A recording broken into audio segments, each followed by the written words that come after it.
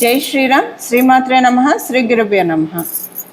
2026 సంవత్సరం జూన్ నెల 2వ తారీఖు నుంచి ఖగోళంలో ఒక ప్రత్యేక అంశం చోటు చేసుకుంటుంది.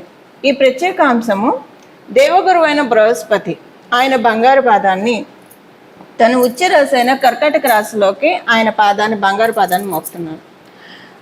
కర్కాటక రాశిలో ఆయన సంచారం సంవత్సరం పాటు ఉంటుంది. మళ్ళీ వచ్చే సంవత్సరం జూన్ ఆయన తదుపరి సింహరాశిలోకి ఆయన అడుగు పెడతాడు. ఈ సంవత్సరము గురు భగవానుడు డిసెంబర్ నెలలో అతిచారంలోకి వెళ్తాడు. అతిచారం అంటే సింహరాశిలోకి వస్తారు. ఆ తర్వాత మళ్ళీ కర్కాటక రాశిలోకి వస్తారు. అంటే ఈ సంవత్సరం మనం మొత్తంగా చూసుకుంటే కనుక గురు భగవానుడు అతిచారంలోకి వెళ్ళడం, మళ్ళీ వక్రగతిలోకి వెళ్ళడం, ఇవన్నీ ఉన్నాయి. ఇవన్నీ మళ్ళీ మనము అప్పుడు ప్రత్యేకంగా మాట్లాడుకుందాం. ఆ డిసెంబర్ నెలలో అప్పుడు మళ్ళీ దాని గురించి ఎలాంటి రిజల్ట్స్ ఉంటాయి అనేది మళ్ళీ చేస్తాను. ఓవరాల్గా అసలు గురు భగవానుడు కర్కాటక రాశిలో ఉండడము, తన ఉచ్చ రాశి, అన్ని రాశుల్లోకి ఆయనకి స్పెషల్ రాశులు కొన్ని ఉంటాయి, 3 ఉన్నాయి. అందులో ఆయన స్వక్షేత్రాలను మినహాయిస్తే ఇంకా స్పెషల్ రాశి, ఇంకా ఆయన ప్రత్యేకమైన రాశి ఉచ్చ రాశి కర్కాటక రాశి. ఈ కర్కాటక రాశిలో ఇప్పుడు గురు భగవానుడు సంచారము ద్వాదశ రాశుల వాళ్ళకి, ద్వాదశ లగ్నాల వాళ్ళకి ఎలాంటి మంచి ఫలితాలు ఇవ్వబోతుంది. మళ్ళీ మనకి ఇలాంటి గ్రహస్థితి రావాలంటే, అంటే మళ్ళీ మనకి గురు భగవానుడు కర్కాటక రాశిలోకి రావాలంటే, ఒకసారి కర్కాటక రాశిలో ఆయన సంచారం ముగించిన తర్వాత మళ్ళీ 12 సంవత్సరాలు పడుతుంది. ఈసారి చాలా విశేషాలతో కూడుకొని ఉంది కర్కాటక రాశిలో గురు భగవానుడు సంచారము. అందులో ఇంకొకటి ఏంటంటే శనేశ్వరుడు, శని మహారాజు మీనరాశిలో ఉండడము. మీనరాశి ఆయన స్వక్షేత్రము. ఇప్పుడు రేవతి నక్షత్రంలో శని భగవానుడు సంచారం సాగుతూ ఉంది. 9వ దృష్టితో ఆయన మీనరాశిని చూడడము, ఇదొక స్పెషల్ అంశము. కాలపురుషుడు కుండలిలో వ్యయరాశి మీద ఆయన దృష్టి పెట్టారు. సో ఈ వ్యయరాశి మీద ఆయన దృష్టి పెట్టడము, ఆయన స్వరాశి అవ్వడము, అందులో ఉచ్చరాశిలో ఉండి చూడడము, ఇవన్నీ కూడా చాలా అంటే చాలా మంచి ఫలితాలని ద్వాదశ రాశుల వాళ్ళకి, ద్వాదశ లగ్నాల వాళ్ళకి కలగజేస్తుంది. కొన్ని రాశుల వాళ్ళకి, కొన్ని లగ్నాల వాళ్ళకి కొంచెం వాటిని అందుకోవడంలో కొంచెం వారు ప్రయత్నం వారు చేయాల్సి ఉంటుంది. అవేంటో మనం చూద్దాము. ఇప్పుడు మొత్తంగా అసలు ద్వాదశ రాశుల వాళ్ళకి, ద్వాదశ లగ్నాల వాళ్ళకి, 27 రాశుల వాళ్ళకి గురు భగవానుడు ఆయన ఉచ్చక్షేత్రమైన కర్కాటక రాశిలో ఉంటూ కాలపురుషుడు కుండలిలో నుంచి చతుర్థ స్థానంలో ఉంటూ ఆయన ఎలాంటి ఫలితాన్ని ప్రసాదిస్తారో చూద్దాము. మనము శ్రీరామచంద్రమూర్తి జన్మజాతకం తీసుకుంటే ఆయన పుట్టినప్పుడు గురు భగవానుడు బృహస్పతి ఆయన ఉచ్చ రాశిలో ఉన్నాడు, కర్కాటక రాశిలో ఉన్నాడు. అలాగే శ్రీకృష్ణ పరమాత్ముడు ఆయన జన్మజాతకం చూసుకుంటే ఆయన జన్మజాతకంలో కూడా గురు భగవానుడు ఉచ్చక్షేత్రంలో ఉన్నాడు, అంటే కర్కాటక రాశిలో ఉన్నాడు. అలా ఇప్పుడు అందరికీ కూడా, అంటే మనందరికీ కూడా ఉచ్చ రాశిలో ఆయన ఉన్నాడు. ఇది ప్రతి ఒక్కళ్ళకి వర్తిస్తుంది. ఇప్పుడు కొంతమంది ఉంటారు అదృష్టవంతులు, వాళ్ళు పుట్టినప్పుడే గురు భగవానుడు కర్కాటక రాశిలో ఉన్నవాళ్ళు. అలా ఇప్పుడు మీరు ఎవరైనా ఉంటే కనుక మీకు ఇంకా చాలా మంచి ఫలితాలు వస్తాయి, అంటే ఎక్కువ ఫలితాలు, రెట్టింపు ఫలితాలు ఉంటాయి. అలా లేకపోయినా కూడా కాలపురుషుడు కుండలిలో ఆయన కర్కాటక రాశిలో సంచారము ద్వాదశ రాశుల వాళ్ళకి, ద్వాదశ లగ్నాల వాళ్ళకి మంచి ఫలితాలని ప్రసాదిస్తుంది. ఈ ఫలితాలు ఏంటి, ఇవన్నీ కూడా ఇప్పుడు మనం 1 by 1 ప్రతి ఒక్క రాశికి విడివిడిగా మాట్లాడుకుందాం. ఇప్పుడు గురు భగవానుడు ఉచ్చ రాశిలో ఆయన ఎలాంటి ఫలితాలు ఇస్తారు అని మనం తెలుసుకోవడానికి ముందుగా కొన్ని ప్రత్యేక మీ జన్మ కుండలిలో కనుక గురు భగవానుడు మీరు పుట్టినప్పుడు కర్కాటక రాశిలో ఉంటే చాలా మంచి ఫలితాన్ని ఇస్తారు. ఎవరికైనా గురు భగవానుడు మకర రాశిలో ఉంటే, అంటే మకర రాశి ఆయన నీచక్షేత్రం, ఇప్పుడు వాళ్ళకి చాలా బాగా ఉంటుంది. అసలు మామూలుగా అయితే మకర రాశి ఆయన నీచ రాశి కాబట్టి ఇప్పుడు చాలా బాగుంటుంది. అంటే ఇక్కడ సమసప్తకాలు అవుతాయి. ఆయన నీచ రాశిలో ఉన్నాడు, మళ్ళీ ఇక్కడ గోచార గురుడు కర్కాటక రాశిలో ఉన్నాడు. సో సమసప్తక స్థితి ఇరుగురు వర్యులకి కూడా చాలా మంచి ఫలితాలని కలగజేస్తుంది. అలాగే కర్కాటక రాశిలో ఉంటే ఇది చాలా మంచిది, ఎందుకంటే జన్మగురుడు మీద గోచార గురుడు సంచారము, ఇది చాలా మంచి ఫలితాలను ఇస్తుంది. అలాగే ఎవరికైనా వృశ్చిక రాశిలో గురు భగవానుడు ఉంటే ఆయన 5వ దృష్టితో చూస్తూ ఉంటారు కాబట్టి మంచి ఫలితాలను ఇస్తుంది. మీన రాశిలో ఎవరికైనా ఉంటే మీన రాశిలో ఉంటే గురు భగవానుడు, అది కూడా చాలా స్పెషల్ ట్రాన్సిట్గా మీకు ఇంకా అంటే కొంతమందికి ఎక్స్ట్రా ఫలితాలు ఉంటాయి, మంచి ఫలితాలు ఎక్కువగా వస్తాయి.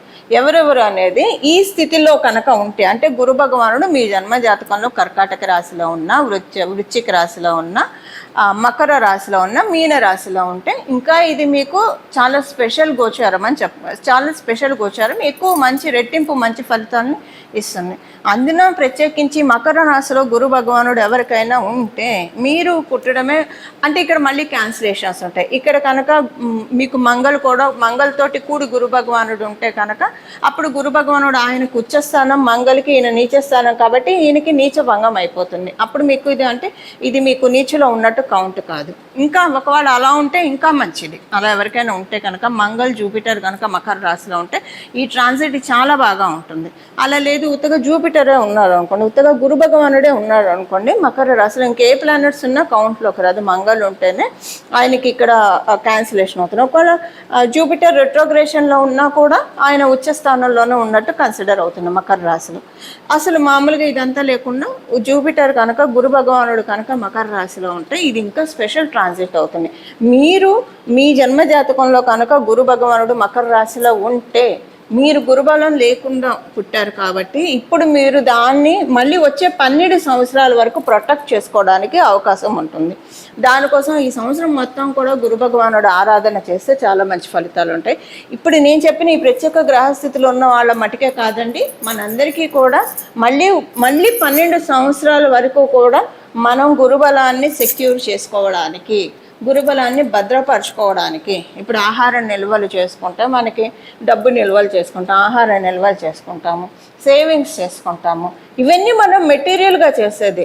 మనం అకల్ట్గా ఏం చేస్తున్నాము, స్పిరిచువల్గా ఏం చేస్తున్నాము, మనం చేసే ప్రతి మంచి పని కూడా మనకి గురుబలాన్ని యాడ్ చేస్తూ ఉంటుంది. ఈ సంవత్సరం ఎంత ఎప్పుడు మంచి పనులు చేస్తూ ఉండాలి.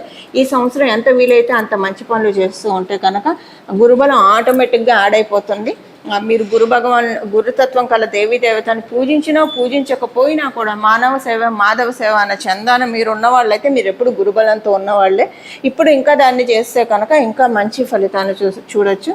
సో ఇలా మనం అందరం కూడా 12 సంవత్సరాల వరకు గురుబలాన్ని సెక్యూర్ చేసుకోవడానికి this is the right time undoubtedly. ఇప్పుడు మనం విడివిడిగా ప్రతి ఒక్క రాశి వాళ్ళకి గురు భగవానుడు ఎలాంటి ఫలితాలను ప్రసాదిస్తాడు అన్న విషయాన్ని చూద్దాం. కర్కాటక రాశి కర్కాటక లగ్నంలో పుట్టిన వాళ్ళకి దేవగురుడు అయిన బృహస్పతి మీ రాశిలోనే ఆయన బంగారు పాదాన్ని మోపుతూ ఉన్నాడు. మీ రాశిలో ఉండే ఆ ద్వాదశ రాశుల వాళ్ళకి, ద్వాదశ లగ్నాల వాళ్ళకి మంచి ఫలితాలను ప్రసాదిస్తూ ఉన్నాడు. సో మీకు ఎలాంటి ఫలితాలు ఉంటాయి? నేమ్ అండ్ ఫేమ్ బాగా పెరుగుతుంది, మంచి పేరు ఉంటుంది, మీ సోషల్ సర్కిల్ బాగా పెరుగుతుంది. సోషల్ సర్కిల్ పెరగడము, అలాగే నేమ్ అండ్ ఫేమ్ ఉంటుంది. ఈ సంవత్సరం ఎలా ఉంటుందంటే ఎక్కువగా కష్టపడకుండా అవుతాయి. యాత్రా స్థలాలు ఎక్కువగా దర్శిస్తారు. ఎక్కువ మీరు కొన్ని ప్లేస్ చేంజెస్ కూడా ఛాన్సెస్ ఉంది. కర్కాటక రాశి కర్కాటక లగ్నంలో పుట్టిన వాళ్ళు అంటే ఆల్రెడీ గత 6 నెలల్లో అంటే ఇప్పుడు మనం జూన్లో ఉన్నాం కదా, 2026 జాన్ నుంచి ఈలోగా మీరు మారిన వాళ్ళైతే ఇంకా మారరు. మారిన చోట మీకు బాగుంటుంది. ఆల్రెడీ కొంతమందికి అయ్యి ఉండవచ్చు, ఇన్ అడ్వాన్స్ అవుతుంది, లేదా ఇప్పుడు ఈ సంవత్సరంలో జరగచ్చు. ఎప్పుడు జరిగినా కూడా 2026 జాన్ నుంచి 2027 జూన్ లోపల ఎప్పుడు జరిగినా కూడా మంచి ఫలితాలనే ఉంటుంది. ఆల్రెడీ కొంతమందికి అయ్యే ఛాన్సెస్ ఉంటుంది. అయిన వాళ్ళు కనెక్ట్ అవుతారు కాబట్టి ఒక కమెంట్ చేయండి. అలా మీకు ఏంటంటే ఈ సంవత్సరం అంతా కూడా గురు భగవానుడి యొక్క పర్యవేక్షణలో మీ జీవితం సాగుతుంది. గురు భగవానుడి యొక్క పర్యవేక్షణలో మన జీవితం సాగితే ఇప్పుడు ఎలా ఉంటుందంటే, చిన్నప్పుడు చదువుకునేప్పుడు స్టార్టింగ్లో ఏదన్నా తప్పు రాస్తే టీచరు ఇలా కాదని చెప్పి తుడిపించి మళ్ళీ రాసి మన చేత రుద్దిపించి ఇలా రాయాలి అని చెప్పి రాయిపిస్తుంది.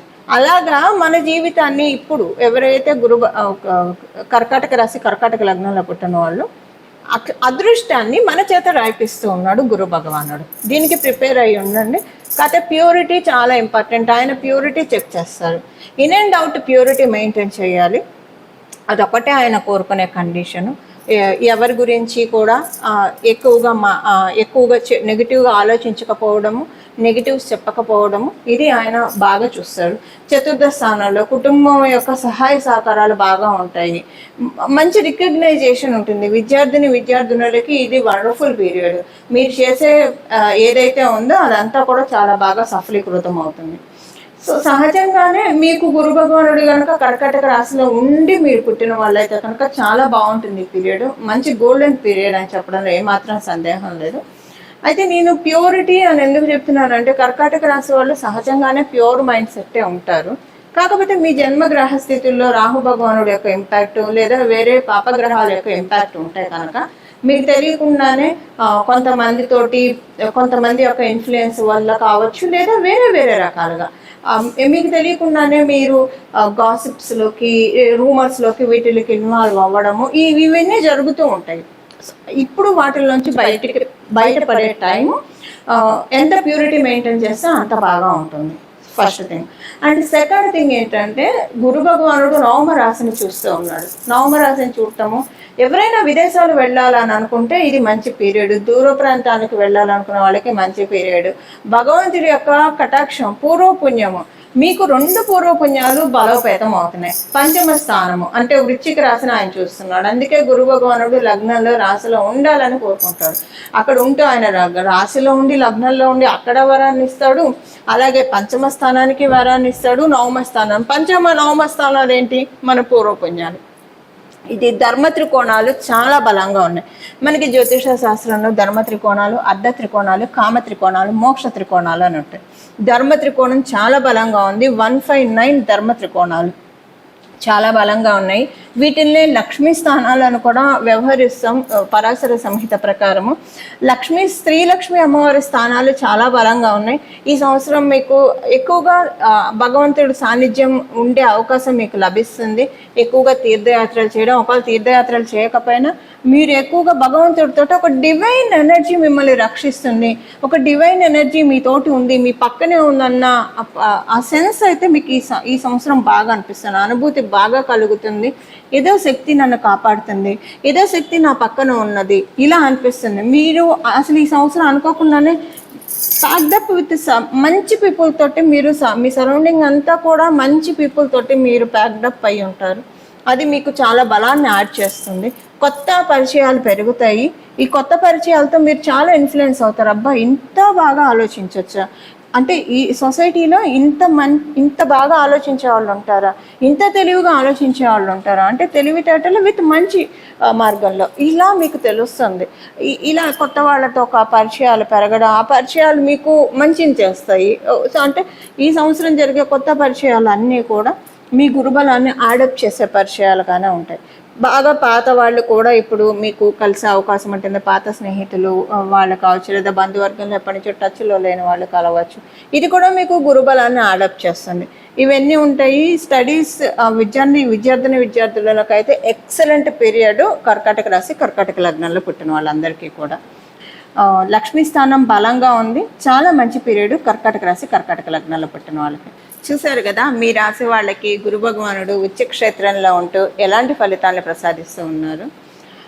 వీటిని అందిపుచ్చుకోవడానికి మన వంతు ప్రయత్నం కూడా మనం చేయాలి కదా. ఎప్పుడైనా మన వంతు ప్రయత్నం మనం చేస్తే ఫలితాలు రెట్టింపుగా ఉంటాయి. అవి వచ్చేవి వస్తూనే ఉంటాయి. కానీ మనం కూడా మన వంతు ప్రయత్నం అవి అందుకోవడానికి చేస్తే కనుక వాటిల్ని మనం ఇంకా ఎక్కువగా విడిచిపెట్టుకోవడానికి అవకాశం ఉంటుంది. గుర్తుపెట్టుకోండి, 12 సంవత్సరాల దాకా మళ్ళీ ఇలాంటి గ్రహస్థితి మనం చూడలేము.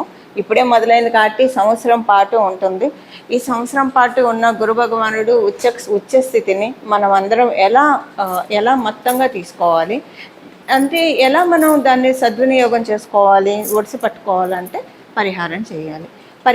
ఏం పరిహారం చేస్తే కనుక మనము దీన్ని సద్వినియోగం చేసుకున్న వాళ్ళం అవుతాము, అది ఇప్పుడు చూద్దాము. గురువుల ఆరాధన, మెయిన్గా గురువుల ఆరాధన ఈ సంవత్సరం అంతా కూడా ఆశాంతం కూడా చాలా మంచి ఫలితాలను ఇస్తుంది. మీరు ఏ గురు రూపాన్నైనా ఆరాధించండి. అమ్మవారు గురు రూపంలో చూస్తే సరస్వతి అమ్మవారి రూపంలో ఉంటుంది, రాజశ్యాముల అమ్మవారి రూపంలో ఉంటుంది. దక్షిణామూర్తి శివుడు జ్ఞానాన్ని ప్రసాదిస్తాడు దక్షిణామూర్తి స్వరూపంలో.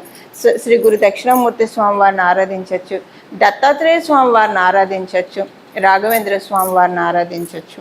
కృష్ణం వందే జగద్గురు. మనకి కృష్ణుడు కూడా, కృష్ణ పరమాత్మ కూడా జగద్గురువు. సో ఆది గురువు శంకర భగవత్పాదులను ఆరాధిస్తారా, లేదా సాయిబాబాని ఆరాధిస్తారా, మీ ఇష్టం. ఏ దేవీ దేవతలనైనా సరే ఈ సంవత్సరం మొత్తం కూడా గురువు సమానమైన దేవీ దేవతను, గురు సమానం కాదు, గురుతత్వాన్ని సూచించే దేవీ దేవతలను ఆరాధిస్తే కనుక చాలా మంచి ఫలితాలు వస్తాయి. ఇప్పుడు ఒక వారం ఏంటంటే, అందుకే మనకి గోచారంలో గ్రహస్థితులు తిరుగుతూ ఉంటాయి. ఎందుకంటే సపోజ్ ఎవరైనా పుట్టినప్పుడు వాళ్ళకి గురుబలం లేదనుకోండి, ఎగ్జాంపుల్కి గురుబలం లేకపోతే కనుక జీవితంలో చాలా ఇబ్బందులు ఉంటాయి. అంటే లక్ మనకి కావాలంటే గురుబలం ఉండాలి. ఇది వీళ్ళ అదృష్టవంతులు వీళ్ళకి అన్నీ అలా అయిపోతూ ఉన్నాయంటే గురుబలం ఉంటే అవుతుంది. ఇలా గురుబలం అందరికీ దొరకకపోయినా భగవంతుడు అవ్యాజ కరుణామూర్తి కాబట్టి ప్రతి సంవత్సరం కూడా గోచారంలో వచ్చే ఇలాంటి స్థితిగతుల వల్ల మన జన్మజాతకంలో గురుబలం ఉంటే దాన్ని ద్విగుణీకృతం చేసుకోవడానికి, ఒకవేళ జన్మజాతకంలో గురుబలం లేకపోతే దీనిని పెంపొందించుకోవడానికి మరియు దాన్ని తీసుకోవడానికి, గురుబలాన్ని మనం తీసుకోవడానికి, అబ్జర్వ్ చేసుకోవడానికి ఇది చాలా సరైన అవకాశం. ద్వాదశ రాశుల వాళ్ళకి, ద్వాదశ లగ్నాల వాళ్ళకి, 27 నక్షత్రాల వాళ్ళకి కూడా. అందువల్ల గురుతత్వాన్ని సూచించే దేవీ దేవతల్ని ఈ సంవత్సరం మొత్తం కూడా ఆరాధిస్తే చాలా మంచిది. ప్రతిరోజు కూడా ఉదయాన్నే నిద్ర లేస్తుంది మనం ఇక్కడ తల మీద చేపెట్టుకొని వందే గురు పదద్వంద్వం, వందే గురు పదద్వంద్వం, వందే గురు పదద్వంద్వం అనే నామాన్ని ఉచ్చరిస్తూ లేవడము. అంటే ఇక్కడ మనకి గురు పాదకులు ఉంటాయి శిరస్సు మీద. అందుకే మనకి ఇది చాలా పవిత్రమైన స్థానం.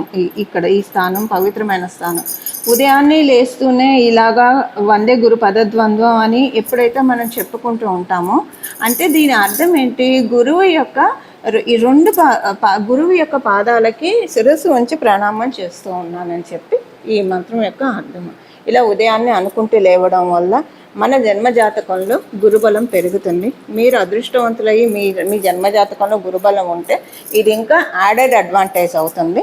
ఇప్పుడు ఇలా మనం గురుబలాన్ని పెంపొందించుకొని మన జీవితాన్ని ఉన్నంతలో అదృష్టవంతంగా మార్చుకోవడానికి చక్కటి సదావకాశాన్ని గోచారంలో బృహస్పతి ప్రసాదిస్తూ ఉన్నాడు.